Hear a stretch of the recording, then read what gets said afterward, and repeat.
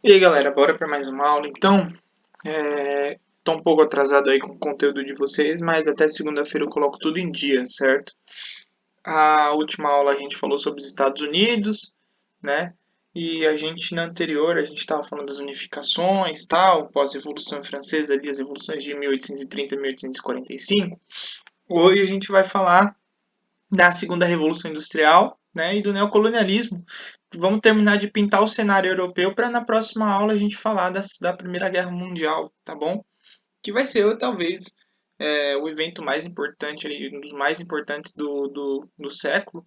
E com certeza, né? Com certeza a gente abre o século. A gente vai poder abrir daqui a duas aulas, na próxima aula da Primeira Guerra, a gente já começa a abrir então o século o século XX, e aí a gente já começa a entender muito mais a contemporaneidade, né, o que acontece no nosso dia a dia de hoje em dia, certo? Vamos lembrar então, vamos entender o que é a segunda revolução industrial, a gente já explicou a primeira lá atrás, né? E agora, nessa segunda revolução industrial, a gente tem a expansão da indústria, né, nesse século XIX, lembrando que o século XIX se estende entre os anos de 1800 e 1900, né? Lembrando da primeira revolução industrial, lá atrás, lá quando a gente começou a revolucionar, né, lá na Inglaterra, antes da Revolução Francesa, inclusive, a gente tem o primeiro momento da industrialização em que tem uma livre iniciativa, né? Assim, não dá para dizer que é igualitário, obviamente, que a gente tinha uma concentração de renda na mão da burguesia, certo? Mas ainda assim era uma livre iniciativa muito maior do que a gente vê hoje em dia. A gente tinha setores limitados que podiam se aproveitar dessa revolução, certo? Então dava para a gente falar de revolução, por exemplo, no setor agrícola, com a força que a gente fazia, por exemplo, no setor de máquinas, que a gente estava criando, né, as primeiras máquinas e tudo mais.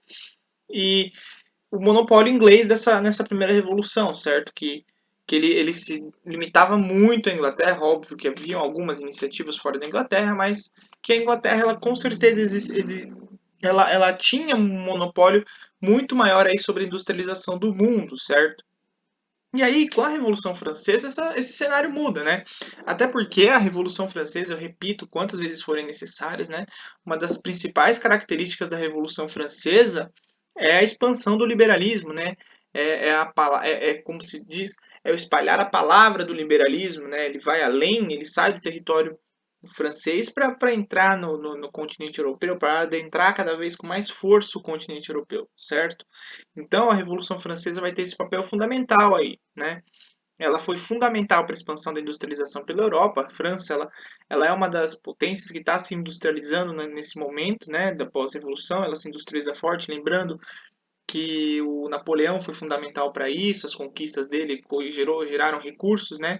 E o próprio Napoleão III, ele tem um momento de expansão da indústria interna francesa, certo?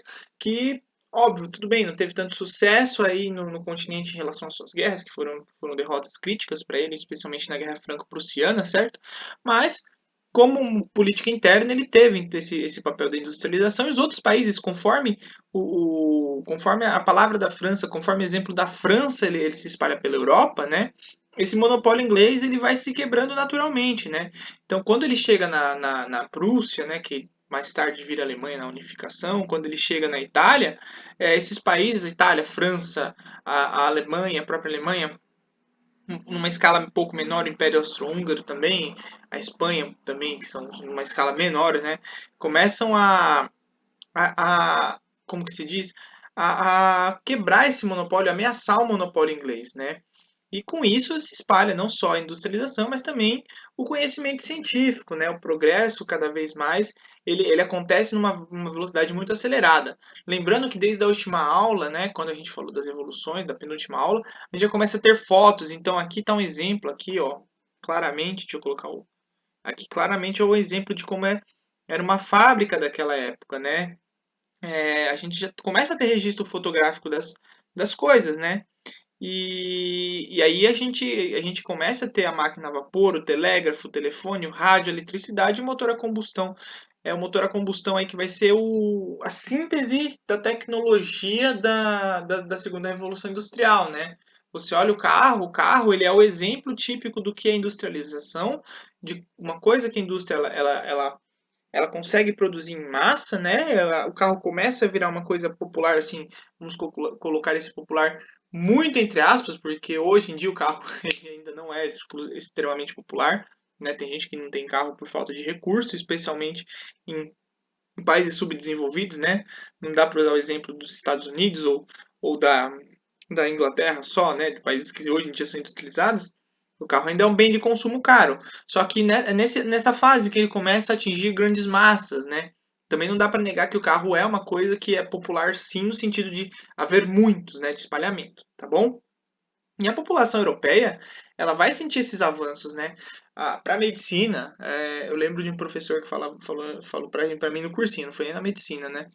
Mas que ele falou uma coisa que é muito verdade, né?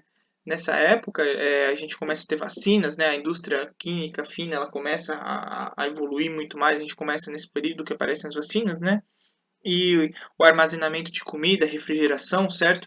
Isso é fundamental, cara, porque comida, comida em casa, a manutenção da comida em casa, ela gera uma, uma capacidade de manter as pessoas vivas, né? As pessoas morrem menos, né? E aí, com a explosão, acontece a explosão demográfica na Europa. Nesse momento que a Europa passa por uma explosão demográfica muito potente, né? Ela sai de 180 milhões de pessoas para 400 milhões de pessoas entre 1800 e 1900, né? Então é uma expansão assim muito rápida. Esses recursos eles começam a faltarem, né? Em relação à cultura da época, a gente tem a Belle Époque, né? É a síntese da Belle Époque é o impressionismo na pintura. Eu vou mostrar um exemplo para vocês daqui a pouco e vou fazer uma pequena reflexão, uma breve reflexão da história da arte sobre isso, tá bom? E o Augusto Comte e o John Stuart Mill, que são os escritores aí que vão sintetizar tudo isso, com o progresso através do racionalismo e do pensamento científico, né? Essas são as palavras que guiam o pensamento da época. E esse cientificismo e esse progressismo ao máximo, elevado à máxima potência, a gente vai discutir o que vai acontecer, né? Ele vai dar embasamento para muitas coisas aí, sejam elas certas ou erradas, tá bom? Aqui tem um exemplo impressionista, né? A gente está falando aqui de Monet, certo? E esse quadro ele sintetiza legal o que é o impressionismo, por quê? Porque a gente vê essa pintura aos olhos do Monet, né? A gente lembrando que a gente tem a máquina fotográfica, os pintores começam a olhar e falarem: oxe, para que eu vou precisar fazer uma representação de um quadro fiel, né? Uma representação fiel de um quadro, se uma máquina fotográfica vai fazer isso com muito mais realidade, né? Então, os pintores eles têm agora uma liberdade para criar uma arte muito menos atrelada aos contornos reais das coisas, né? E Monet ele pinta esse quadro exatamente da forma como ele vê, né? Da forma como ele vê, mas não a visão somente a visão como uma forma real, né? Mas com uma coisa que dá uma capacidade para ele imaginar mais, para ele colocar a, a impressão dele sobre o quadro, e a impressão do artista sobre o quadro vai dar o nome do movimento impressionismo. Tá bom? Então fica aí essa pequena reflexão aí para vocês. Lembrando que o Monet ele chegou a ser preso por conta dessas coisas. Então veja como a arte, quando ela é contraventora, ela é muito mais interessante, né? E o capitalismo, obviamente, ele vai ter as suas crises por conta desse crescimento de mercado, né? Esse crescimento de mercado ele não acompanha a produção ainda assim, né? Embora a gente tenha uma explosão demográfica de 180 por 400 milhões de pessoas, esse mercado ele não consegue, ele cresce muito menos do que a produção que cresce exponencialmente, né? E ao mesmo tempo, embora esse mercado cresça, a gente não pode esquecer que a mão de obra ela está perdendo a função dela, né? A máquina ela está ocupando o lugar do trabalhador na fábrica. Então isso vai gerar um desemprego explosivo na Europa, vai causar condições de vida, condições de vida é, que vai afetar o cotidiano do europeu e obviamente que o europeu ainda com uma mão de obra que vai ser um pouco mais especializada, né? Esse cara ele vai ser demitido da fábrica, ele sabe manusear uma máquina muitas vezes, né? Ou fazer um trabalho especializado. Esse cara ele vai sair da Europa para ir para outro lugar procurar condição de vida, né? Nesse momento que o seu bisavô, que você que tem descendência italiana, É nesse momento que o seu bisavô ele vai vir para o Brasil, é que ele vai vir para os Estados Unidos, né? Os Estados Unidos ele com certeza tem uma influência maior da colônia italiana do que o Brasil, em questão de números mesmo. Muito mais pessoas foram para os Estados Unidos do que aqui no Brasil. O pessoal da geografia eu sei que discute isso melhor do que eu, mas lá nos Estados Unidos eles tinham muito mais benefícios do que vir aqui para o Brasil, em que eles vinham algumas vezes inclusive quase como escravos, né? Para substituir inclusive a mão de obra escrava, né? E isso, obviamente, né, influenciado também pelas unificações, né, dos seus países, vai gerar esse êxodo, né? São pessoas que às vezes estão fugindo da guerra, inclusive, né? E eles vão chegar nesses países e óbvio que isso vai influenciar muito, muito, muito, muito mesmo as populações locais desses países. É só vocês verem como aqui no Brasil a gente tem uma influência italiana, inclusive até hoje, né? A Itália ela exporta muita gente aqui para o Brasil, na verdade ela imigra muita gente aqui para o Brasil, né? E, e isso vai gerar uma influência cultural muito grande, né? Um total de mais ou menos 25 milhões de pessoas saem da Europa nesse momento para virem para a América, né? Especialmente, né? E isso vai causar uma transformação muito grande no sistema capitalista, tá? Isso tudo vai influenciar o sistema capitalista de uma forma bastante contundente. Até aqui tudo bem, né, gente? Não só essas migrações, essas mudanças no sistema mesmo, a parte de produção e tudo mais, tá? Nesse momento, a gente percebe que vai haver um aumento dos custos humanos e dos capitais, né, nos lugares. Então, eu gosto de citar os exemplos da apostila, né, como eles falam. Eu quero exatamente a definição que a gente acha aqui. Cadê? O enorme custo envolvidos na implantação da indústria, o longo tempo necessário para retorno do investimento e as seguidas crises tornavam a concorrência cada vez mais feroz, né? Então, por isso, há uma diminuição da livre concorrência, certo?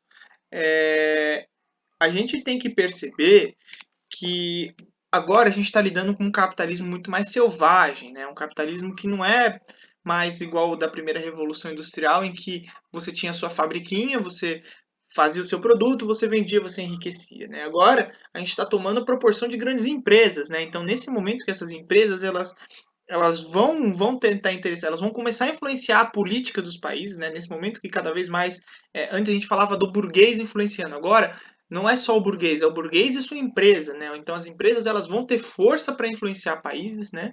E é nesse momento que começam a aparecer aqueles, aqueles nomes que vocês veem na geografia. Eu coloquei aqui um breve dicionário sobre o que eles são, tá? Então, surgimento dos trusts, né? Monopólio de uma empresa em uma área específica. Então, a gente vai ter uma empresa que vai comandar somente ela, algum produto, né? Ou que é mais ou menos o que o Trust faz, só que com várias empresas controlando o mesmo produto. Essas empresas elas não exercem de fato uma concorrência entre si. Né, elas exercem um monopólio conjunto, que são os cartéis. Né? Acho que se vocês assistirem Narcos, vocês veem muito bem o que é o cartel. Né? O cartel de Medellín, de Bogotá, lá nas drogas, né? Mas é um exemplo bem didático, na verdade, que a série mostra. Como que um cartel ele se organiza. Na época era mais ou menos isso, né? Os cartéis eram dessas formas, né? O oligopólio, que é um monopólio de poucas, né? Poucas empresas exercendo um monopólio. Diferente cartel de oligopólio, tá? Pensando que o cartel é sobre o mesmo produto, o oligopólio ele gera até uma concorrência entre essas empresas. Essas empresas elas exercem concorrência entre si, elas podem dominar mais de um nicho de mercado. Então, eu posso falar de, por exemplo, o oligopólio na Inglaterra, são as várias empresas que comandam os produtos da Inglaterra. Ou eu posso falar o oligopólio do açúcar, são poucas empresas que entre si elas concorrem sobre o açúcar. Ah, mas e se elas entrarem em acordo de, por exemplo, um vende no Brasil, outro vende no Paraguai? Aí elas estão fazendo um cartel, entendeu? Existem as holdings, né, que tem um slide, o próximo slide eu coloco só para, eu achei esse conceito mais difícil. Holding, né, uma empresa com vários braços, né, que ela propositalmente ela vai se diversificar no mercado. Então, no próximo slide a gente vai explicar melhor isso, né. E existem agora novos meios de produção, novas formas de produzir, né. O Taylorismo e o Fordismo são os dois métodos desse tempo que mais exemplificam, né? O Taylorismo, que é a transformação do processo industrial em algo administrativo. Eu gosto mais administrativo que está na apostila. Eu gosto mais do termo científico, né? Porque agora a gente vai começar a entender a empresa como algo que dá para ser estudado. A economia ela começa a ser vista como uma coisa macro, né? É nesse momento que a gente começa a entender a economia como uma ciência cada vez mais precisa e aplicar isso dentro da sua empresa, né? E o Fordismo, que já é um conceito mais prático, né? O conceito da linha de produção, que é produzir, produzir, produzir. Você está tirando nesse momento, e olha aí, o Marx ele vai chegar nesse momento que ele critica a produção, né? Porque você está tirando do trabalhador a propriedade intelectual do produto. Então o cara ele não vai precisar mais saber montar um carro, né? Ele precisa saber colocar uma peça. Ele não precisa nem ver o fim da linha de produção. Ele só precisa montar uma parte do carro. Se ele souber aplicar um parafuso, ele vai ficar ultra especializado em colocar esse parafuso. Tá tudo bem, ele não vai precisar fazer um carro, né? E isso tira, isso aliena o trabalhador. É nesse momento que o Marx fala sobre a alienação do trabalhador. Eu sei que a Gabriela explorou isso muito melhor do que eu posso se eu ser capaz de explorar aqui nessa aula, até pelo tempo e por capacidade também, porque ela é incrível. Aqui está a explicação das holdings, né? Então, por exemplo, a gente vai ter aqui, ó, vou dar um exemplo, a Coca-Cola, ela é uma empresa, ela faz só Coca-Cola? Não, ó, ela tem esse braço aqui na indústria alimentícia, mas não só, né? Ela tem esse braço aqui nessa, nem sei o que é isso aqui, né? Deve ser farmacêutica, tudo bem. Mas deixa eu ver um exemplo que fica mais nítido, ó. A Johnson Johnson, ó, ela vai ter vários braços aqui, ó, vai ter uma parte fazendo sobre cosméticos, outra parte fazendo sobre a indústria farmacêutica em si. A P&G, né, ela vai atuar sobre produtos de casa, olha só, a Gillette, o Pampers, que é fralda, né, o Tampax, que faz absorvente, e vai fazer sobre produtos de limpeza. Então, assim, não necessariamente, ó, e o Pringles, né, então ela está na indústria alimentícia, né, na indústria da casa, né, então vocês veem aqui uma holding é exatamente isso, é uma empresa que vai ter vários braços em vários setores da economia, tá? E essas empresas elas não vão concorrer entre si, né? Elas vão concorrer, por exemplo, a PepsiCo concorre com a Kraft, com a Coca-Cola, né? A Kraft que tem a Pepsi aqui em um de seus braços, né? Até a PepsiCo que tem a Pepsi aqui nos seus braços vai brigar, por exemplo, com a Coca-Cola pelo nicho de mercado dela. Mas olha que muito louco. O KFC, o Taco Bell e a Pizza Hut são todos braços da PepsiCo, né? Então elas não vão concorrer entre si, né? Pro dono da Pepsi, ele tá cagando se você vai comer no Taco Bell ou se ele vai comer no KFC ou no Pizza Hut. O importante é você comer um dos três, entendeu? Essa é a parte, né?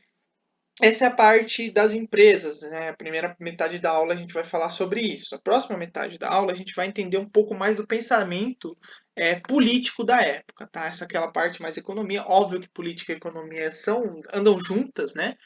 Mas agora a gente vai falar um pouco sobre a parte política, né? O neocolonialismo. O que é o neocolonialismo, né? A gente tem que entender que existem formas de governar os seus territórios, né?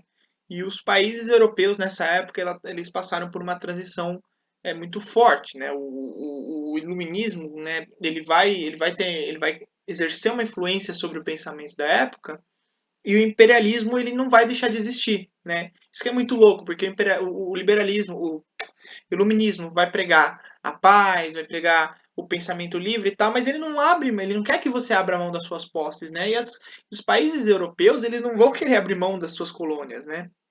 O imperialismo, então, ele é uma dominação econômica e política, ela vai passar a tomar uma forma mais científica, uma forma mais organizada de acontecer, o que não quer dizer que seja uma forma menos violenta, tá?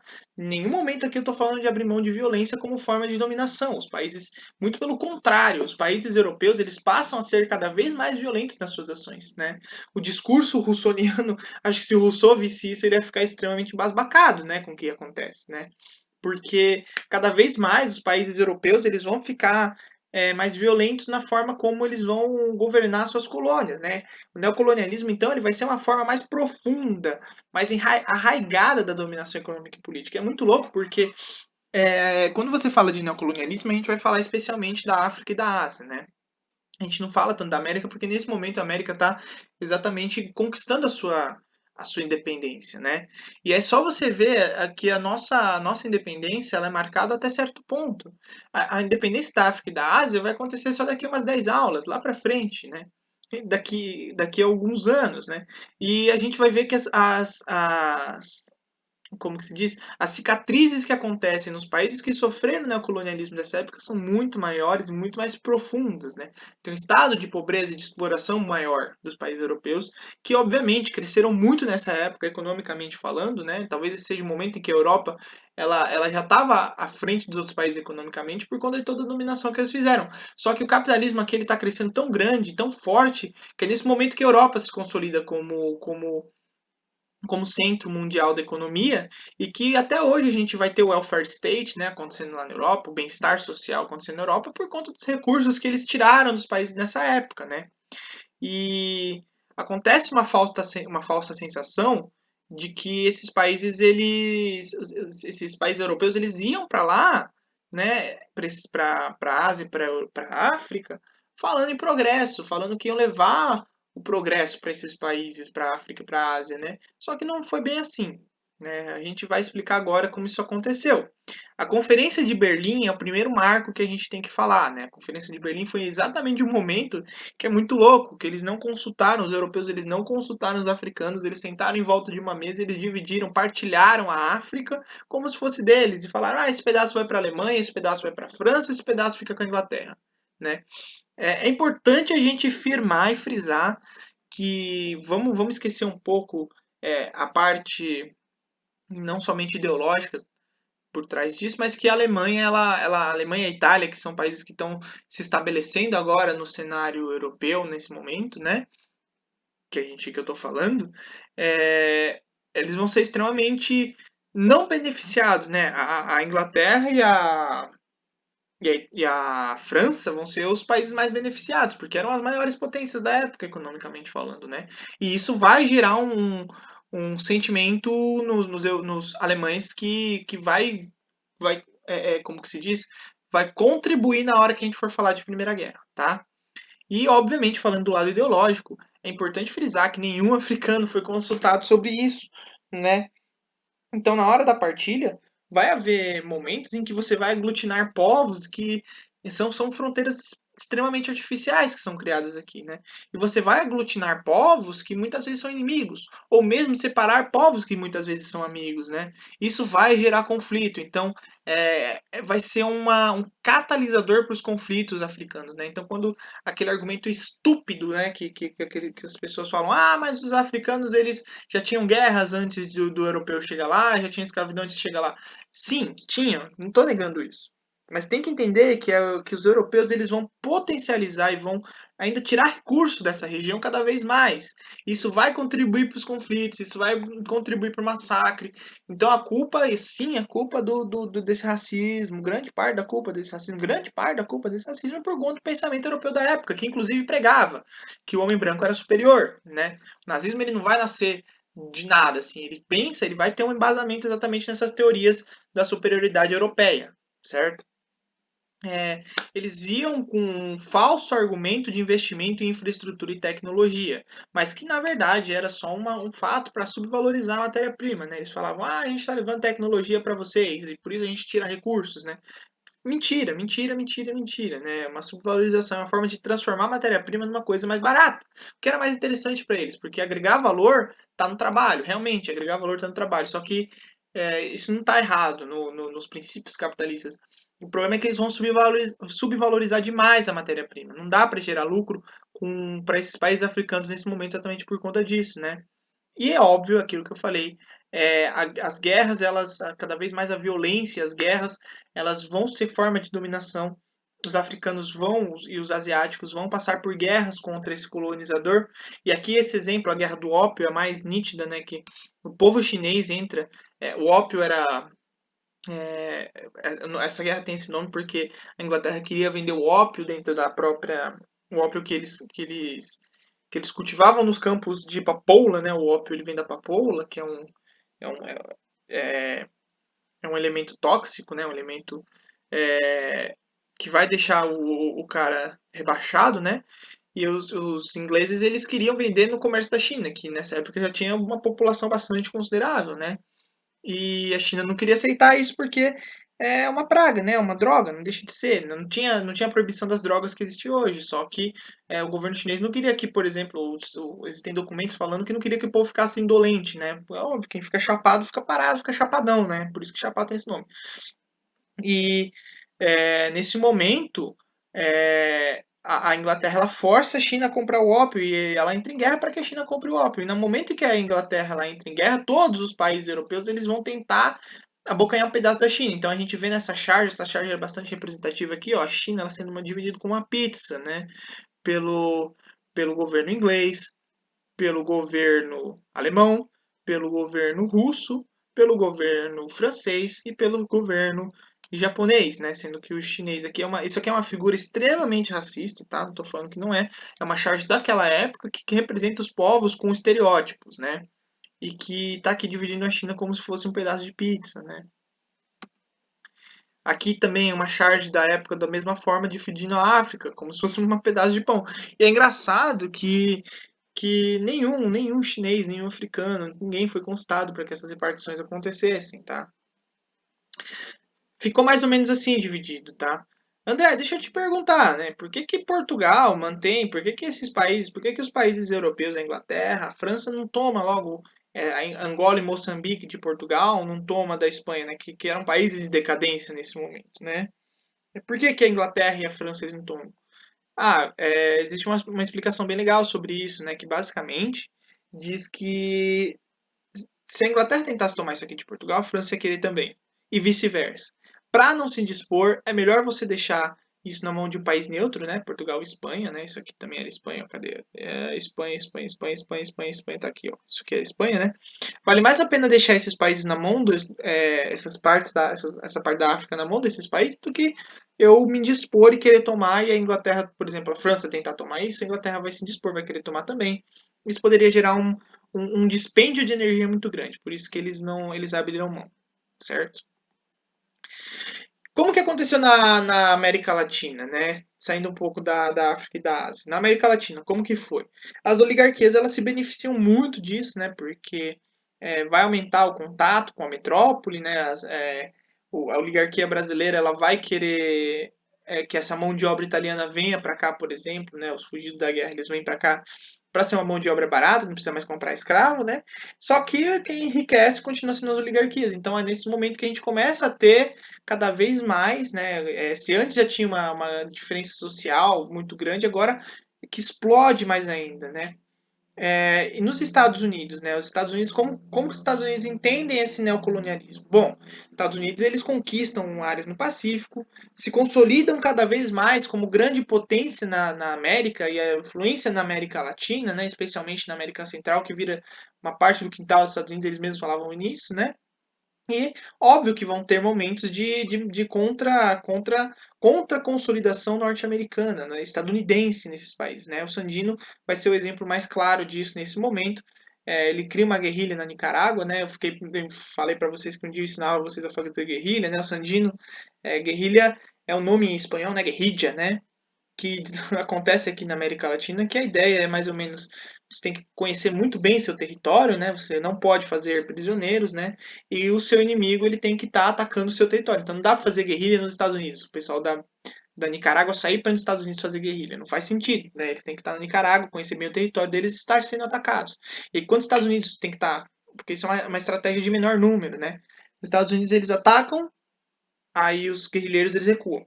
E aí quando os estadunidenses atacariam, os estadunidenses recuariam mais. E recuavam, até o momento em que os norte-americanos precisassem parar para descansar.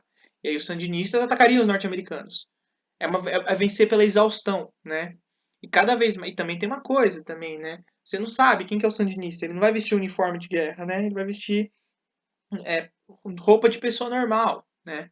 Então os americanos eles não sabiam que era inimigo deles, né? Durante a invasão.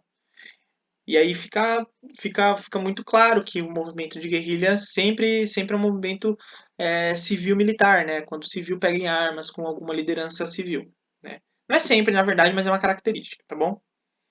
E vão ter, óbvio que na América Latina não vai ser a única resistência, né? A gente vai ter a guerra dos boeres, dos cipais e dos boxers, né? Os boeres vai ser na África do Sul, né? É uma resistência de antigos holandeses contra a invasão inglesa, né? A tomada inglesa, né? E dos cipais e dos boxers vai acontecer os cipaios vai acontecer na Índia, dos boxers na China. Sempre eu recomendo que leiam a apostila para esses mais detalhes. Acho que essas reflexões que eu estou fazendo valem mais do que eu ficar detalhando essas guerras para vocês, tá? E o Japão? O Japão e os Estados Unidos eles se destacam nessa época, né? O Japão ele passava por um momento de isolamento, né? Antes disso que a gente está falando, né? Foi um país que sofreu muitas imposições dos países europeus, mas que em algum momento os europeus perceberam que não havia matérias-primas no Japão. Interessante. Então, não foi uma colonização efetiva no Japão, assim, porque não tinha muito que explorar lá nesse momento, né? Até que, e por conta disso, né? Vai ter um momento de abertura dos portos e tudo mais, mas isso cai muito pouco no vestibular, acho que vale a pena por cultura geral, se vocês quiserem estudar esse movimento é muito legal, assim, a história japonesa é bastante rica, né? Até que em 1868 acontece a tal da Revolução Meiji, que talvez tenha sido seja a parte mais fundamental da história japonesa em relação ao que a gente entende hoje do Japão, né? Porque o que acontece? O Meiji, ele vai ser uma dinastia Meiji, né? O Meiji, que vai criar a ideia dos aibatsus, né? Que é mais ou menos a ideia das holdings para as famílias. Então, por exemplo, se eles, o governador, o imperador japonês vai chegar sei lá, num nobre famoso no Japão e vai falar: Ô Mitsubishi, quer criar uma empresa? O governo vai te dar todas as condições para você criar uma empresa. E você cria uma empresa de várias coisas. E a Mitsubishi vira uma holding muito forte. O Yokohama quer fazer uma empresa, o governo te dá todo esse suporte, te dá empréstimo e tudo mais, investe em tecnologia, investe em você. O Yokohama, Mitsubishi, quem mais? Honda. E veja bem que eu estou usando nomes de empresas que existem até hoje. Nessa época que essas empresas começam a tomar forma, entendeu? Então, só a Nintendo não, tá? A Nintendo veio bem depois, tá bom? Não uso Nintendo não. E essa ideia, ela vai se consolidar. E aí o Japão ele começa a enriquecer muito, muito. E cara, o país que enriquece quer se expandir, né? O Japão ele começa a ganhar guerras e se expandir para o continente asiático, né? Na região especialmente da Coreia, da China e da Rússia. E essa aqui é a bandeira do Japão da época, né? O Império Japonês. Essa bandeira ela vai se extinguir pós Segunda Guerra. Existe um motivo para isso, tá bom? Porque ela vira um símbolo exatamente desse terrorismo que o governo, que o Império Japonês fez nessa época, tá? Vão acontecer atrocidades, por isso que muitas vezes o pessoal, os descendentes de coreanos, descendentes de chinês aí, eles vão ter muito receio de serem chamados de japa aqui no Brasil, além de ser uma coisa racista, né? Tem muito disso, de que os ancestrais japoneses os ancestrais chineses e coreanos foram muito castigados nessas guerras. Assim, a Coreia e a China eles foram realmente bastante castigados. Não que eles fossem santos, tá? Quando eles pegavam os japoneses também era a mesma coisa, assim, acontecia atrocidades, tá bom? Mas eram guerras extremamente violentas, assim, de coisas de barbárie humana mesmo. Gente, a última parte da aula falando sobre isso, né? Tudo isso, como que esses caras conseguiam justificar toda essa violência, todas essas atrocidades, ainda baseado num racionalismo, né? Era muito louco, porque o termo que os europeus gostavam de usar, e até os americanos usaram na Marcha do Oeste, é o fardo do homem branco, né? O homem branco está trazendo a civilização para povos inferiores, né? Isso é de uma alcunha extremamente racista, tá bom? Isso justifica isso, claro que vai criar uma sequela na sociedade, tá? Até hoje você vê gente falando que o branco é superior, não só pessoas de nazistas mesmo, né? Pessoas fascistas que querem impor a vontade sobre as outras pessoas, mas pessoas mais humildes e simples que escutam isso de outras pessoas e acabam introjetando esse movimento, tá? E isso é de um darwinismo social, né? A gente tem que entender que o darwinismo tá nessa época que a gente está falando da origem das espécies, né? Quando Darwin ele gera essa teoria, o darwinismo social é uma coisa que é extremamente ultrapassada. A gente não pode falar que existem culturas mais evoluídas que outras, não faz sentido, né? O próprio isso cai por terra, isso tem que cair por terra. Existe esse preconceito até hoje, tem gente que acha que existem culturas superiores e inferiores e tudo mais, né? O capitalismo, pelo lado financeiro, vai ter uma pressão muito forte para que essas coisas aconteçam. Obviamente, tudo isso está se justificando para que poucas pessoas possam ganhar muito dinheiro, né? E o positivismo também, por um lado, é a como dá para falar? Extremização do racionalismo, né? Dizer que qualquer coisa pode ser, quando se é racional, você pode fazer qualquer coisa, isso não é verdade, né? Muitos dos movimentos de atrocidade humana são justificados por esse positivismo, né? É, tanto é engraçado porque engraçado não, meio triste, trágico, né? Tragicômico, que a bandeira do Brasil ela é escrita, né? Ordem e progresso e na verdade um lema positivista é amor, ordem e progresso, né? Isso que seria o correto. Só que no Brasil a gente tira o amor. E assim, é uma metáfora para o mundo, se você for ver, porque o positivismo ele prega o amor de fato, mas é, através do lema da ordem e progresso, muitas atrocidades foram feitas nessa época e até hoje são feitas, inclusive, né? E aí a superioridade da civilização europeia é um mito que vai ser gerado nessa época e que, mais uma vez, vai ser usado para justificar movimentos fascistas aí no próximo futuro, tá? Como consequência desse imperialismo, a gente tem um crescimento e consolidação dessas potências todas que a gente já falou, né? Inglaterra, França, a própria Itália e Alemanha, que tudo bem, Estados Unidos e Japão, que também tudo bem, largaram um pouco atrás no tempo, mas que ainda assim elas se consolidam. O aumento do mercado consumidor, tá, esse mercado pode não acompanhar a, a o mercado, a industrialização, a produção, pode não acompanhar, mas ele cresce do mesmo jeito, né? A classe média ela aparece nesse momento, né? Os industriais, as pessoas que trabalham nas fábricas e que começam a ter um excedente, começam a guardar, que não são. É médio por quê? Porque não é pobre a ponto de não ter dinheiro para não ter o que comer e não é rico a ponto de ter a própria indústria, né? Então é uma classe média mesmo que vai consumir, né? A população mundial ela sofre um boom, uma explosão muito grande, né? E especialmente a população urbana, né? A gente começa a entender que viver na cidade tem vantagens, né? Então, a gente já tinha cidades, mas agora ela vai se consolidar como centros de interações cada vez mais fortes de atração das pessoas, né? E aparece o lazer, né? A mudança em relação ao tempo que eu quero dizer aqui é que quando você tem dinheiro, você pode ter lazer, você pode ter ócio, né? O ócio ele começa a ser valorizado, você começa a olhar para a pessoa e falar: "Puxa, essa pessoa ela tem tempo para descansar". Olha que muito louco, né? A propaganda ela começa a ser pensada como uma indústria, tá? Então as pessoas elas vão fazer propaganda para que você compre o produto delas, e isso começa a ser nesse momento, né? Porque você tem classe média, não faz sentido você fazer propaganda antes disso, porque você não tinha classe média, agora você quer atingir a massa. Classe média é massa, né? O imperialismo ele se expande muito, muito mesmo, né? E é óbvio que esses países imperialistas eles querem cada vez mais expansão. Quem tem dinheiro quer se expandir, né? E não vai voltar terra. A verdade é essa, que em algum momento vai faltar lugar para você se expandir, né? E isso vai aumentar os conflitos e as tensões, né? É, e é nesse momento em que esses conflitos eles começam a crescer, essas tensões começam a crescer.